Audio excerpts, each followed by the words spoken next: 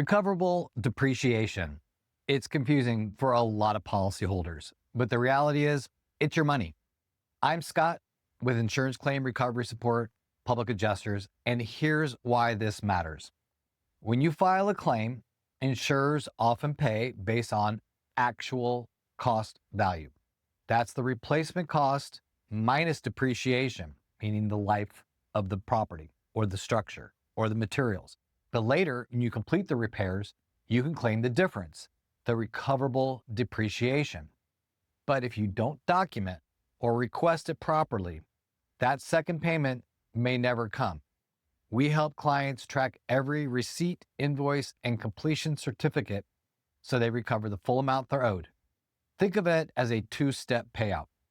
Don't stop after the first check clears. Contact us now. Insurance companies have experts working for them. You should too.